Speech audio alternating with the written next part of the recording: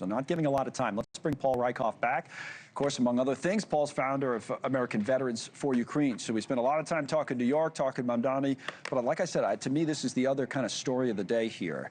That there's two things. So Trump, it's being characterized, is trying to push this deal down Zelensky's throat. A lot of people are saying this. Oh, this is going to be tough. You got to give it more land. However, I don't want to gloss over the fact that it's been reported that the deal would include a NATO-like security guarantee for Ukraine, which to me was a big mistake that America and everybody else made in the 90s by not giving them that. So it's not all pro-Russia as being reported. How do you see it?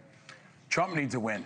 Trump wants a win. He promised he'd have a win on Ukraine in the first 90 days or something like that. He's got so many things going on. I think he's really pushing for a pre-Thanksgiving or pre-Christmas win. Right. So he can end the year with something strong. This is really putting a gun to Zelensky's head. It's saying, if you don't take our deal, we're pulling our support.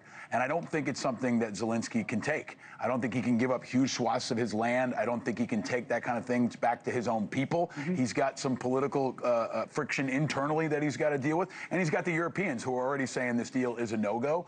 We don't hear much from Putin right now. I think Putin is just sitting back and letting Trump do his negotiations, quite frankly. Right. I think at the end of the day, this just underscores how brave the Ukrainians are going to have to be. They're continuing to get bombed. They're continuing to get killed. And now they're being threatened with having the rug pulled out from under them, which I think would be bad for America. It's good for us to have our weapons there. It's good for our industry, and it's good to not have American troops that are on the border states like Poland in higher jeopardy. So I think pulling the rug out from under them now would be a terrible mistake. And Trump often flip-flops, so he might pull back. He'll find a way forward, but right. I don't think they're going to get a deal. Well, he would say, you know, he's pushing this out there, and that you know, it's a negotiation, and he pulls back. I do want to get into the security guarantees a little bit. It's on the screen if you pop it up from the tablet. That Axios reported that any future Russian attack shall be regarded as an attack threatening the peace and security of the transatlantic community, and that the U.S. and its allies will respond accordingly, including with use of the military. The guarantee would be for an initial 10 years, could be renewed by mutual consent. So I think it was 1994. I think you remember when the Soviet Union broke up,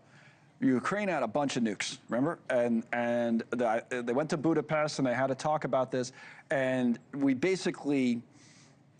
We didn't give them the ironclad guarantee of security, obviously, because we're here today, what this has happened. And to me, again, that was the mistake. So maybe the negotiation is how much land, but if this is in it, this would be big for Ukraine. Ukraine got burned before, and I think they would be foolish to think they won't get burned again. And there's another part of this. But really, if they came back to the original map, like this map here that I have, if they have this territory that the Russians control now, okay, Donbass and the rest, if that was the lines, could they agree to that with the security guarantee, and that's a good deal? I mean, no, I think that's a bad deal. I think when they give up any of their what they consider sovereign land, it's a bad deal. I've said this many times on the show. We wouldn't give up Alaska. We wouldn't give up Texas, and that's essentially what you're asking the Ukrainians to do. Because not only are you giving up the land, you're giving up the people who live on that land, which I think gets lost in the sauce here. There's another really critical point here. It was very Trump-like. The deal went out, and the Europeans hadn't even seen it. Right? And the Europeans have a very critical vote here. Poland has a very critical vote here. And there's a concern that if you give them what they want, which is this land, you're opening up the door for more aggression, not just against Ukraine, but against all of Eastern Europe. And I think that's a legitimate concern. Putin can't be rewarded for bad behavior. And I think too much of this deal rewards him for bad behavior and opens up a door for more. Okay, I get it. I do want to get you to weigh in before we go, because you and I talked the other day when the Democrats had put that video out, and you were critical of the Democrats. You didn't think they should put out that video saying members of the military should disobey illegal orders. You didn't think it was necessary, and you were critical. But that was before, when you and I spoke, the president came out with his comments on seditious behavior, punishable by death. Now, he did say today on the radio he doesn't think people should actually be executed, okay?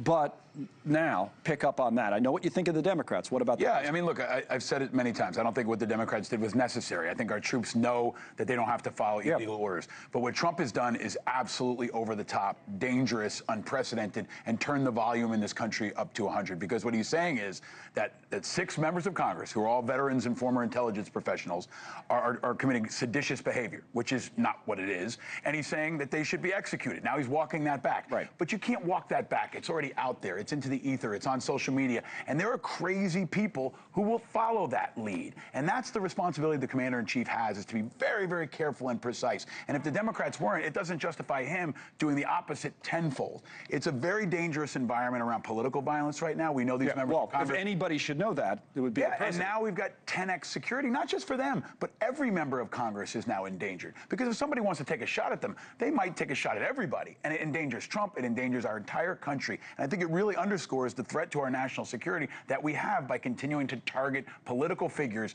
with violence. He's got to do the opposite of that. All right, Paul, as always, thank you. Thank you for all the extra time today.